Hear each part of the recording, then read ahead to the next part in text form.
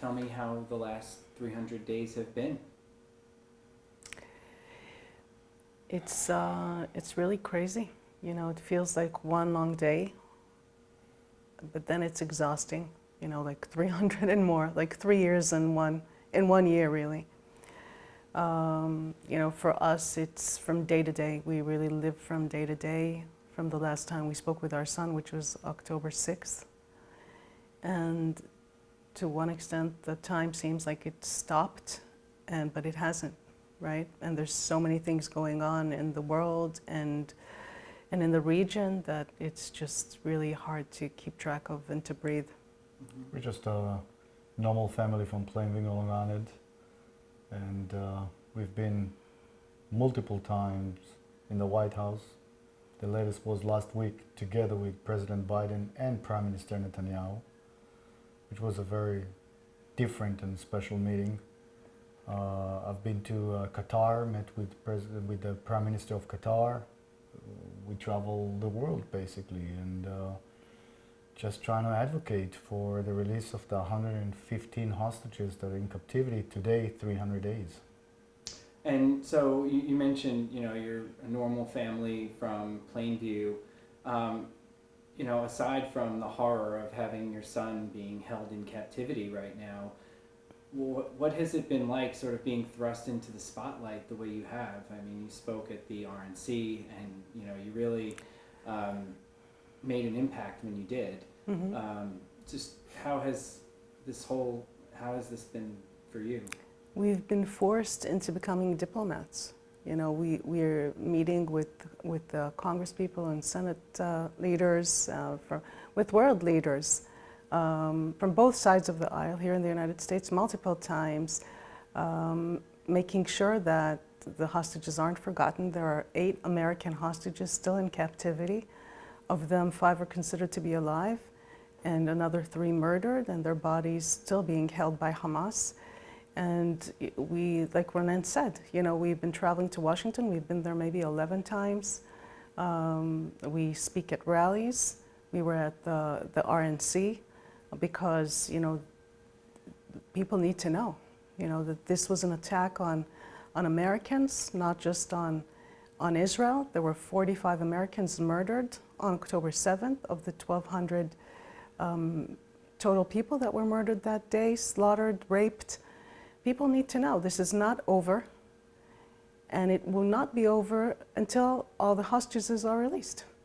What's the significance? You have the masking tape on your shirt. Right. It says 300 today. Tell me about that and how, you know, you change it every day. Well, we wake up every morning and everything is totally blurry and we don't know where we are. We're still stuck on October 7th, so we just write in the masking tape the day, kind of refocus us where we are, and we're asking ourselves, what are we doing today to help bring our son back? And it's just an ongoing struggle. You know, it can end tomorrow. If Hamas stops, gives the hostages back, there can be a whole different situation in the Middle East. Hostages coming back, ceasefire for the people in Gaza, some relief, humanitarian support, the border in the north will calm with Hezbollah, the whole tension with Iran will subside. This is the key to take the whole region out of a very stressful situation, escalating all the time. And it starts with one thing. Hamas needs to give the hostages back, needs to agree with Israel on the terms. And for 300 days, we're waiting for that moment, and we're not there yet. How did you feel after that last meeting that you had with Prime Minister Netanyahu?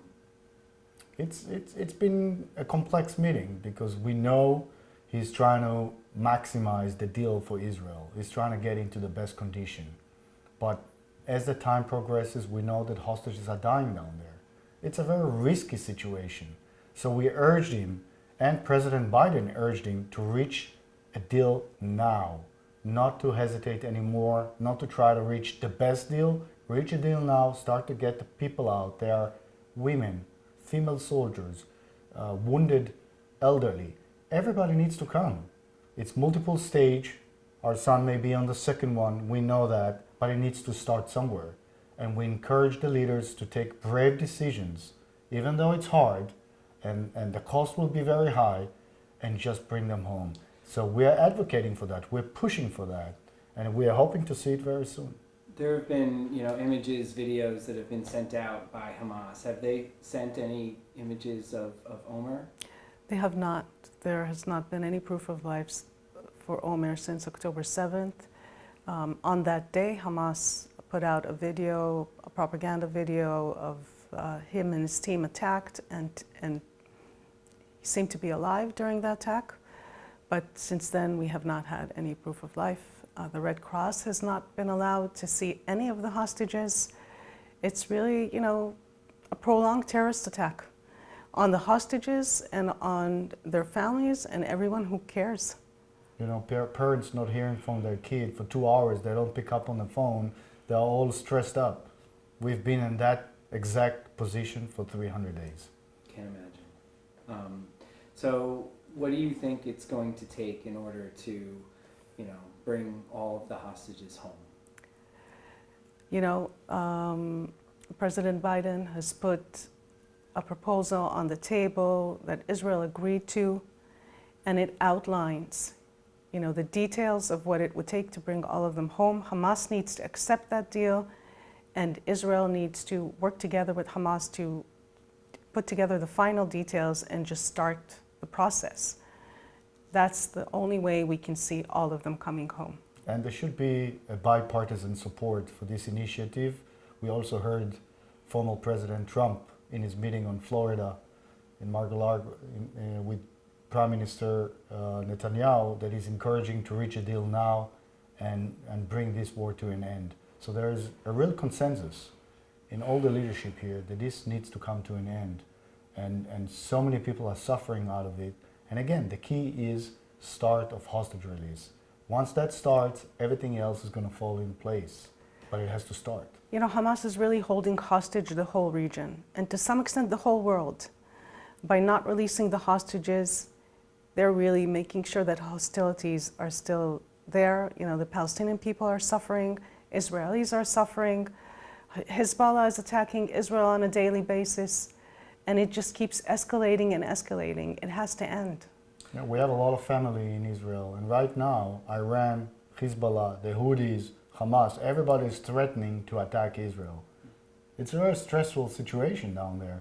And again, by releasing hostages, the whole area can come to some kind of relief, and the stress should be over at least for a while. Can you tell me about Omer? Sure. Well, Omer is a local boy, right? He grew up on these streets, riding his bike in the neighborhood. He loves basketball. He was a leader in his youth group. He has a lot of friends. He's the kind of guy that, does the right thing and really cares. He went to Israel when he was 18 on a gap year. We have a very big family in Israel, like Ronen said. Both of our parents are Holocaust survivors, Omer's grandparents. And he understood that Israel needs to be strong, and what Israeli kids do at age 18, unfortunately, that's the reality of the region. They have to serve. It's mandatory. And he felt that before he came back for college, he needed to do his share and to help support that effort. And we were very proud of him, but we were very concerned. And of course, no one could expect what happened.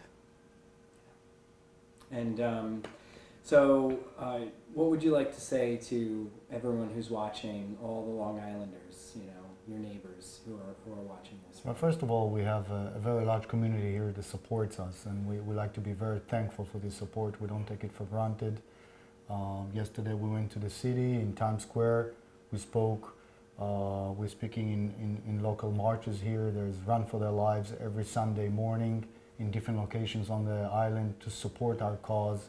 There's a really outpour of support. A lot of people are praying for Omer and the rest of the hostages. It's really heartwarming. But we need to keep it up until they're back. It's a humanitarian crisis. It's an American crisis. Again, there are 8 Americans there. Their names need to be said. Everyone needs to know and to pray for them and to advocate for their release until they come back. Yeah, we're wearing a pin with their names on, and it's the symbol of the hostage release, and the 8 number with the American flag and the 8 names on. So, We're happy to get his name out there one more time, and hopefully this comes to an end soon. Thank you. thank you. Thank you so much.